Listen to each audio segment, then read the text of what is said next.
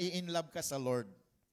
'Di ba? Yung apoy, ito yung nagpapakita sa atin na ikaw ay umaapoy yung pag-ibig natin sa Lord. 'Di ba? Kaya ito po 'yon. Kapag wala yung apoy ng Diyos na ang ating Panginoong Jesucristo, there will be no light, and this world is darkness, and you are very dark. Kahit maputi ka pero madilim. But if Jesus shine us, kahit madilim ka, maputi ka.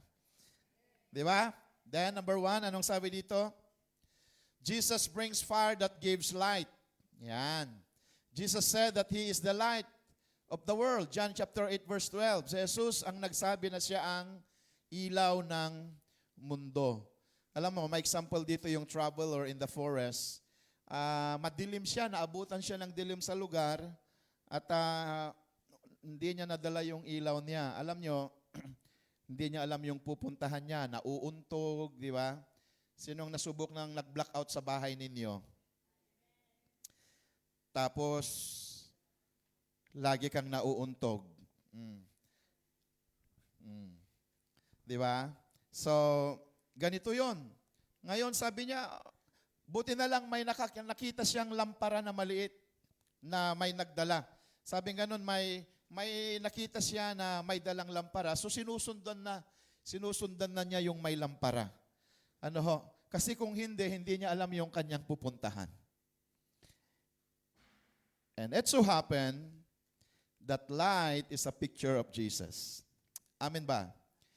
Alam mo, nung sinusundan niya yung traveler, wow, alam niya na yung kasi may ilaw na siya.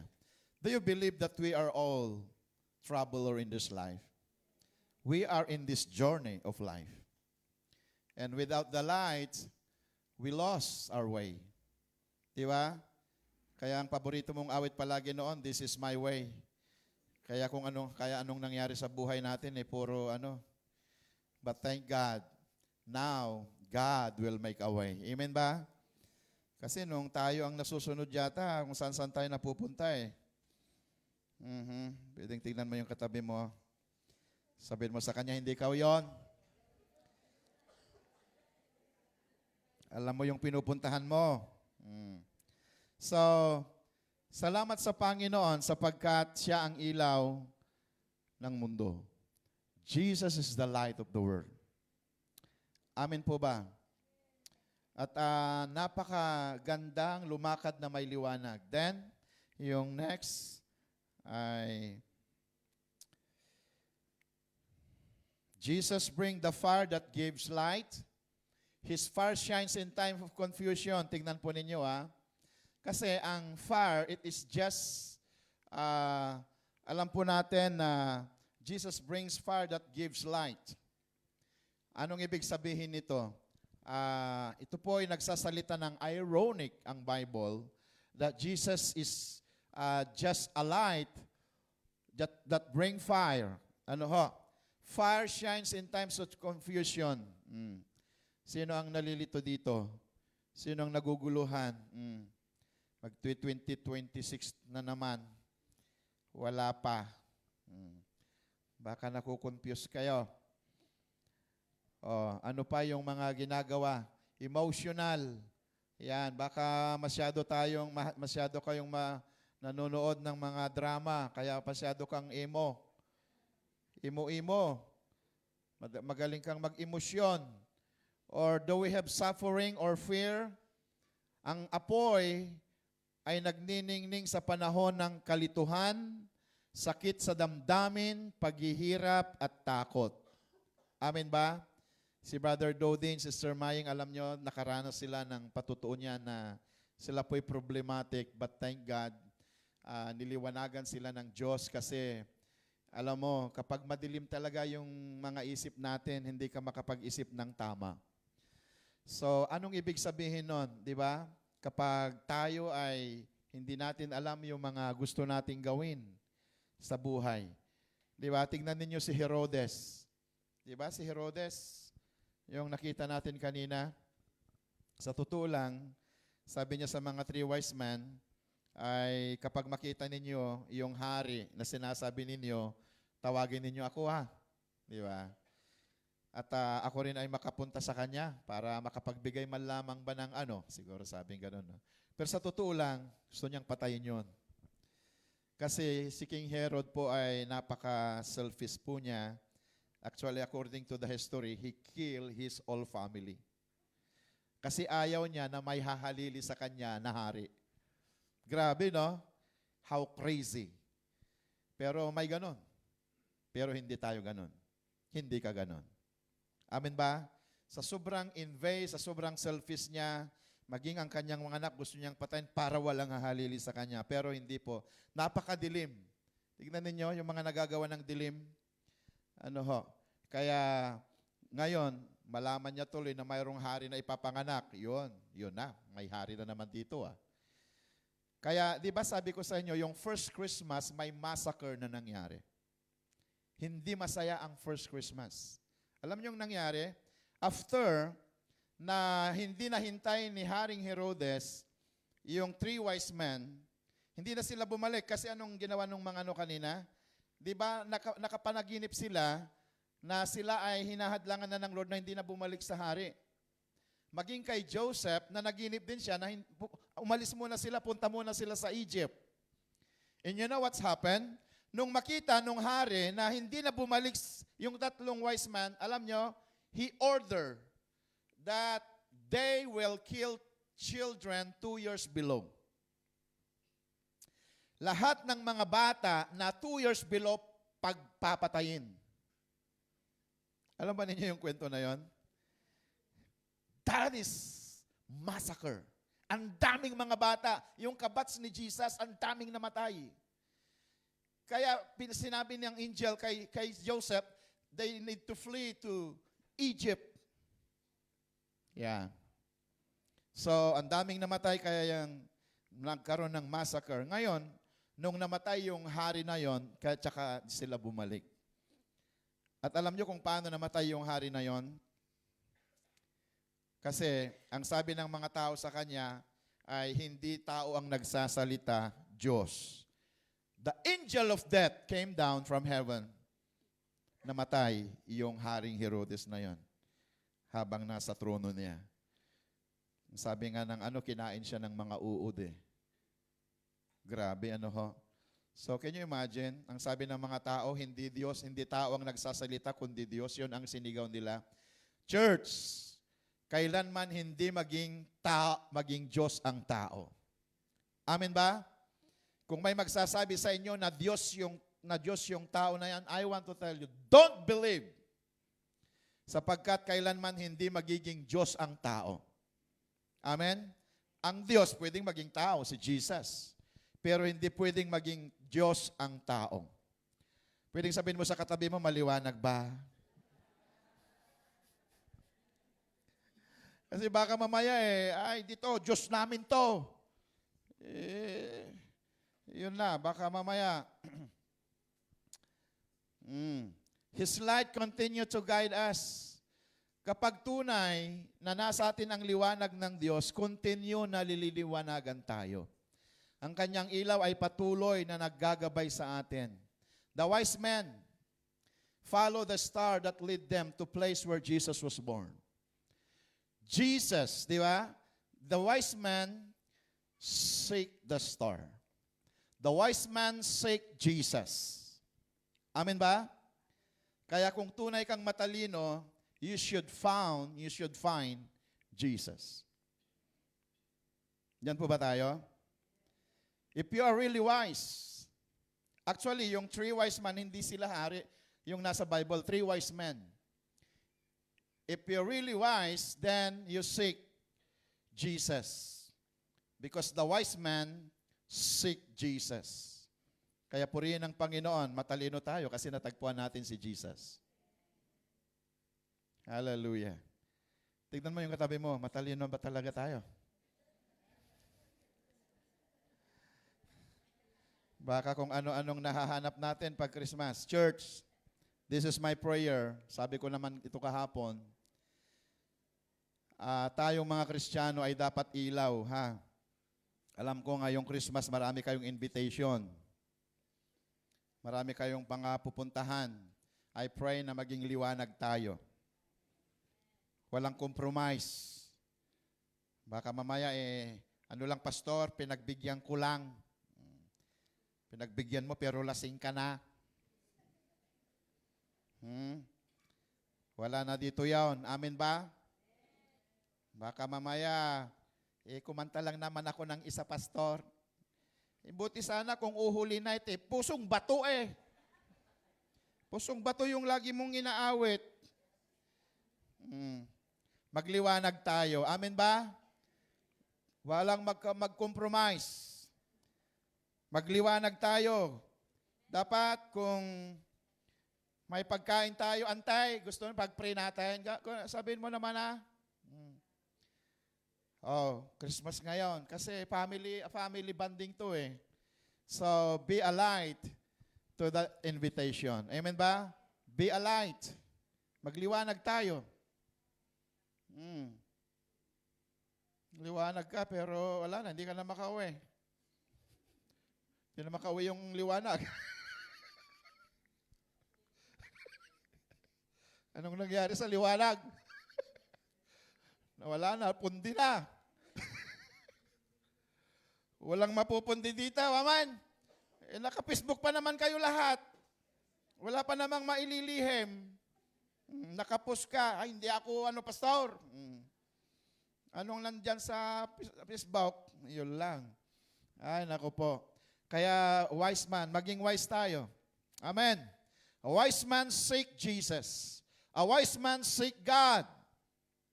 If you are not wise, you don't seek God. You don't even seek Jesus. In the same way, Jesus' light guide us today through His word, His presence, and His wisdom. Ito na yon. Because of the words of God. Amen. Jesus Christ is the wisdom of God. Anong sabi ng 1 Corinthians? Jesus Christ is the wisdom of God. Kaya alam nyo, daming mga tao na matatalino pero hindi kasama si Lord. Hindi sinamahan si Lord. Kaya minsan nagkabuhol-buhol yung buhay Kasi hindi kasama si Lord sa mga tagumpay. Di ba? Alam niyo, ang tunay na tagumpay, yung nagagawa natin yung kalooban ng Panginoon. Amen ba? Yun nga, naging kapitan ka, naging mayor, naging congressman, nakulong. Anong tagumpay yun? Kahit taga-is lang tayo ng kubita. Amen? Hallelujah. Hindi ka naging manager, naging floor manager ka lang. Pero, praise God, hallelujah, walang sabit. Amen? Hallelujah. Yun po yung tunay na tagumpay na mayroon tayong magandang legacy na iiwan sa mundong ibabaw na ito. Yung uncle ko, yung auntie ko, hindi siya naging gobernador, pero dinala kami sa Panginoon. Amen? Hindi siya yumaman, pero dinala kami sa Panginoon. Yun po yung tunay na tagumpay. Amen? Jesus brings fire that gives light. Ano pa? Number 2, His fire can break any darkness. Wow. Ang apoy ng Diyos ay sinisira niya yung kadiliman sa ating mga buhay. Di ba? Kaya ang daming mga nagpapatotoo sa inyo dito at maging sa Las Rosas, di ba? May isang kapatid doon na talagang patapon na yung kanyang buhay. But thank God, ibig sabihin, may kumukontrol sa kanyang buhay. Darkness can control you.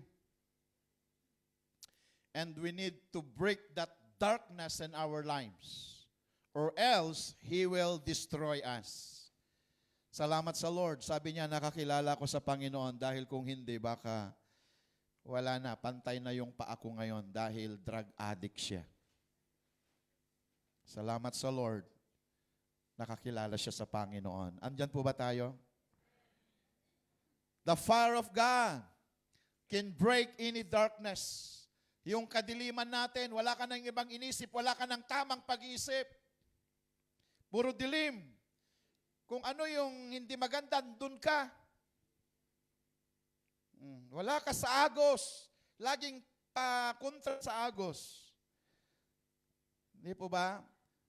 But thank God, when God break our thoughts, our mind, our principles, mga prinsipyo na hindi nakakalugod sa Panginoon. Di ba?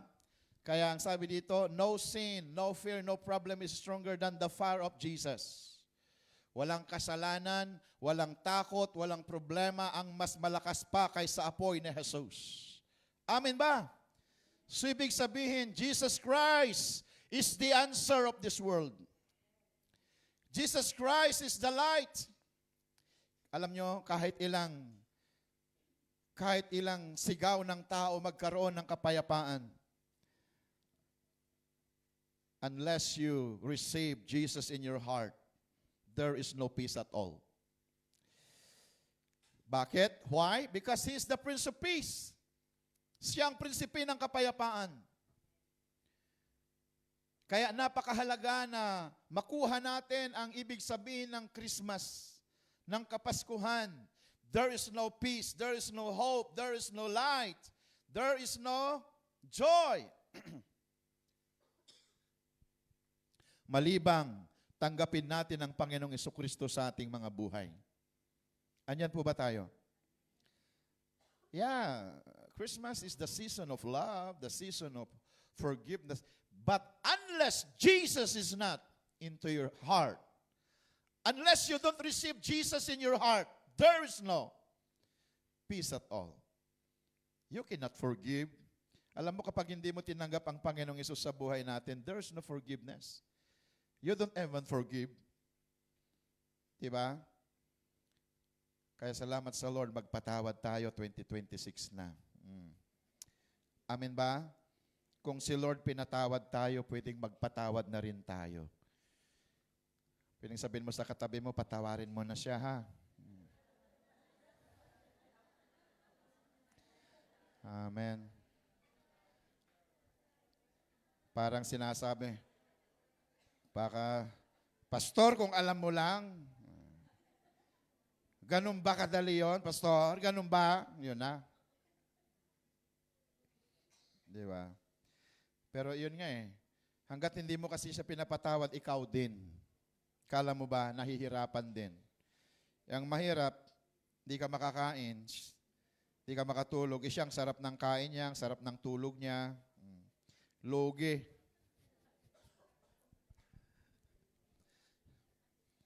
Kaya patawarin mo na lang. Wala na bang ibang choice, Pastor? Wala talaga Alam mo, kapag magpapatawad tayo, patatawarin din tayo ng Panginoon. Amen? At alam mo, ang sarap magpatawad. Kasi Jesus Himself forgive us. Alam mo ba na tayo ang dapat mapako sa krus? Tayo ang dapat maghirap, pero dahil sa pag-ibig niya sa atin, siya po ang tumanggap. At salamat sa Lord, nagtagumpay po siya. Amen? At magtatagumpay din po tayo. Hallelujah. Gold is placed into intense fire. Ganito yon. Kapag tayo po ay dumaranas sa mga pagsubok, tayo po ay inaayos ng Panginoon. Tayo po ay, di ba, pinapaganda ng Lord. Yan. Kaya nga, paganda ng paganda, pabuti ng pabuti, paayos ng buhay natin because of fire of Jesus. Ngayon, kapag hindi tayo makuha, mga kapatid, kapag hindi tayo makuha sa apoy ng Panginoong Hesus, may isang apoy na naghihintay sa atin. Nakuha natin yon.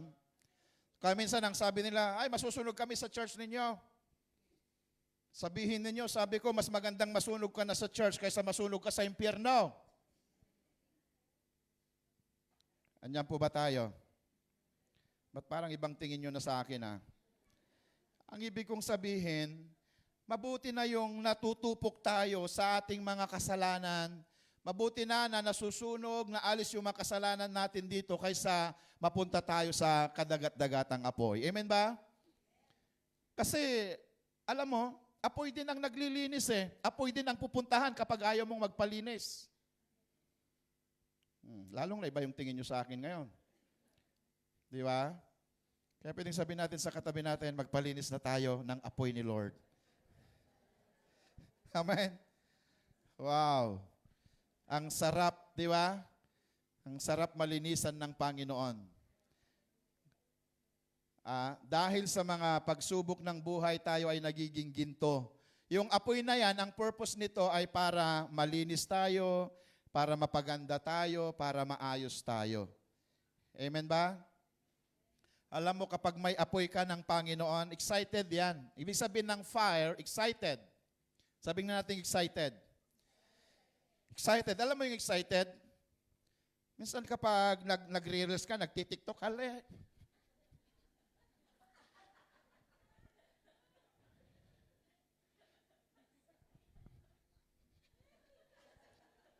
sinong magaling mag-TikTok dito? Pero pag nandito ka sa church, hindi ka malang makalundag. Tinitignan ko kaninang Feliz Navidad Feliz Navidad. Pambira, hindi yata to. Dapat yung Feliz Navidad natin, alam mo, pag may apoy si Lord, parang ano ka, wow, praise.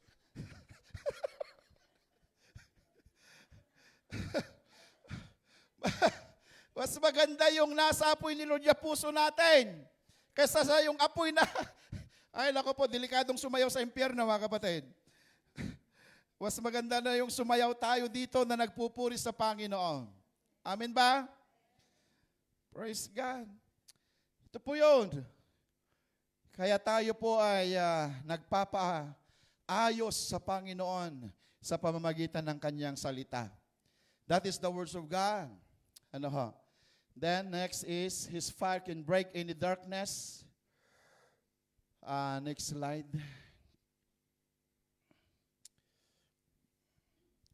His fire can break any darkness. Jesus prays, heals, and restores. Yan. Alam natin na ang apoy ng Panginoon ay nagpapalaya, nagpapagaling, at nagre-restore. Yan. One of the important tasks of a shepherd, alam mo yung isang pastol, ang kaniyang ginagawa ay iniingatan niya, pinapalaya niya, iniingatan niya yung kanyang mga tupa, pinapagaling niya, at nire-restore niya yung kanilang mga sugat. So, ganun din po ang Panginoon sa ating mga buhay. Nais niya na tayo ay maingatan sa mga wolves. Di ba? Na tayo ay mapagaling sa ating mga sakit. At tayo din ay mabigyan niya ng kapahingahan. Ito po yung ginagawa ng pastol sa kanyang mga tupa. Ano ho? And just that fire, the fire of Jesus protect, heals, and bring us back to strength. Di ba? May mga ginagamit ngayon na init. O kaya yung, di ba, minsan sabi natin na yung araw ay nagbibigay kagalingan. Dalhin mo nga sa araw yan para gumaling. Yan. Di ba? Pero yung mga sensitive skin, kapag maarawan, parang lumalala. Pero kapag, di ba, pero normally yung araw, yung init niya, yung lalo na sa umaga, nakakapagpagaling. And of course, Jesus our Lord is our healer. Amen ba? Then last, sabi dito, His fire can break away darkness. Doon pa rin, the light shine in darkness and darkness did not comprehend.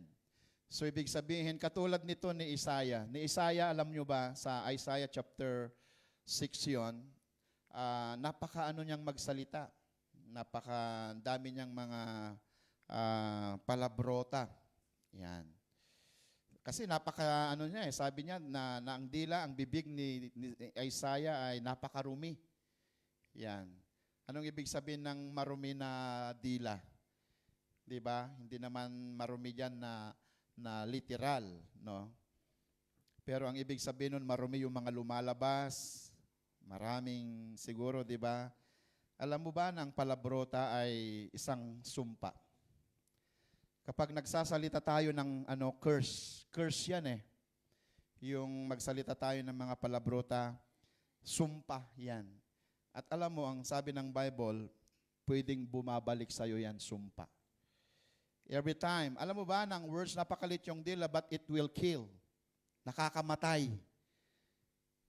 Katulad ng puspuro. Alam ba ninyo yung puspuro? Hindi ba alam Di ba yung puspuro, kapag ihulog mo doon sa bundok na di ba, pwede niyang sunugin yung buong bundok. So, naihaling tulad yung puspuro sa dila. Napakalit yung dila, pero pwede niyang sunugin ang buong bayan dahil sa mga fake news. Dahil sa mga pagmumura, nakakamatay ang salita, kaya pinag-iingat tayo ng Panginoon. Maraming mga tao, mga na hindi na nakapagtapos sa kanilang pag-aaral kasi inaabuso, 'di ba? Na-reject. Wala kang alam, 'di ba? Yung mga words na ganon. Bubo, yung mga ganon ba? Nakakamatay na salita 'yon. Don't mention that to your children. Amen ba? Huwag nating sabihin kasi pag sabihin mong bubo, sinong nagsasalita? Halimbawa yung tatay, saan nagmana? Yun na.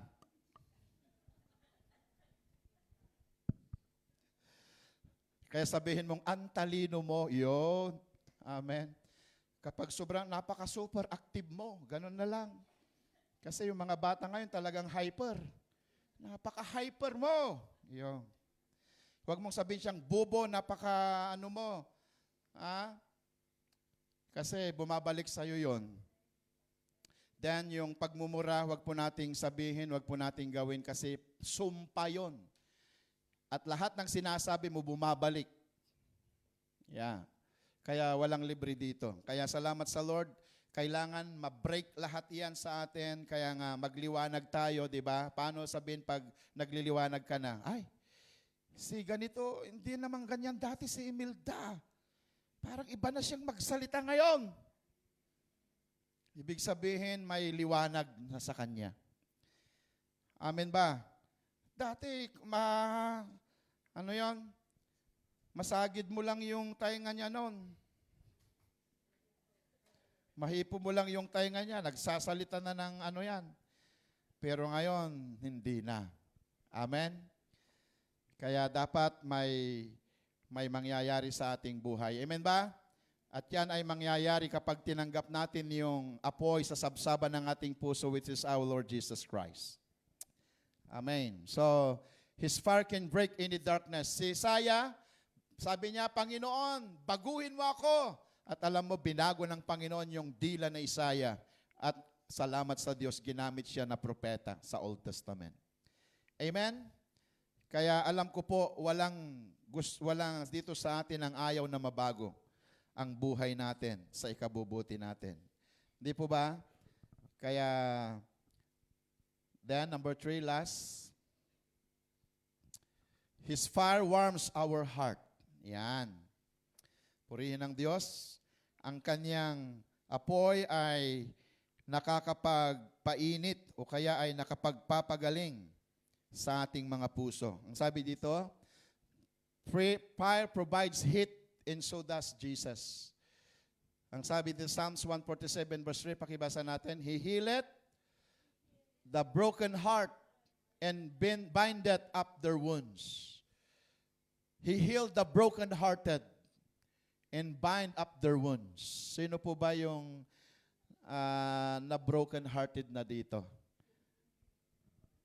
Hindi pa nyo nasubukan ang ma-broken heart? Yan. Na hanggang ngayon, pag maalala mo pa, parang ano ka talaga. But thank God. Bakit? Kasi, ang sabi dito, Jesus heals the brokenhearted. Amen. And Jesus bind up their wounds. Yung mga sugat natin ay kanyang pagagalingin. Hallelujah. At salamat sa Panginoon sapagkat nakilala po natin siya. Kasi alam mo, kapag hindi natin nakilala ang Lord, di ba? Lalo na kapag marami tayong mga ginawa na desperado tayo o kaya yung hindi nangyari yung mga pangarap natin, nakakabigo, nakakapanghina. Pero salamat sa Lord because God heals our broken-hearted. Kailan ba tayo na broken heart? 'Di ba? Yung mga pangarap natin na hindi natutupad. Kailan ba tayo na broken heart? 'Di ba? Yung ikaw ay umasa pero hindi pala maasahan. Ang sakit nun, 'di ba? Yung bigong-bigo. Akala mo okay siya. Kaya lang nung nag-asawa kayo, hindi pala, yun na. Broken-hearted. Lahat tayo nakakaranas. Baka ngayon nga, masyado kang broken ngayon eh. Ba't di kayo makatingin? Di ba? But thank God, anumang mga brokenness natin yan, kayang pagalingin ng Panginoon. Amen? Ito po yung napakaganda kapag nasa Panginoon tayo. There is always hope in the Lord. Amen? Kaya minsan napakadaling mag-quit ng buhay because there is no hope. Ngunit salamat sa Panginoon sapagkat, alam mo, ang nawawala daw sa tao na nag-suicide is ang unang nawawala sa kanya ay yung pag-asa. Yeah. Nawala na siya ng pag-asa, kaya napakadaling mag-delete. Napakadaling, di ba, mag-suicide. Pero alam mo ninyo, sa Panginoon, there is always hope. Amen? Broken ka ngayon, pero He will heal you. Broken tayo ngayon, pero He will restore you. There is always hope in the Lord. Amen? The fire in the manger, the fire of Jesus will heal us. The body will relax, sabi dito. The numb fingers come back to life, di ba? Kapag na-refresh ka na, sobrang yelo, sobrang lamig. Fear of freezing, yan, yung takot. Alam mo, yung takot, nakakapanghina sa buhay. Takot ka na, parang ayaw mo nang magpatuloy. But church, I want to tell you that there is always hope in the Lord. I want to tell you that the fire in the manger will give you life. Kaya sa oras na ito, ako'y naniniwala na ang apoy ng Diyos ay siyang magbibigay sa atin ng tunay na liwanag, tunay na pagbabago ng ating buhay. Ang ginto ay pinapadaan sa apoy hanggang lumabas ang kanyang kagandahan. Amen ba? Kaya tayo dumadaan sa mga apoy para tayo ay lumabas yung kagandahan mo, lumabas yung kalakasan mo, sapagkat ako'y naniniwala na sa Diyos ay laging may pag-asa. Amen ba? Kaya sa oras na ito, tayo po ay lumapit sa Panginoon at para tayo po ay patuloy na magliwanag at maliwanagan. Pwede po ba na tayo pong lahat ay tumayo at praise God. The fire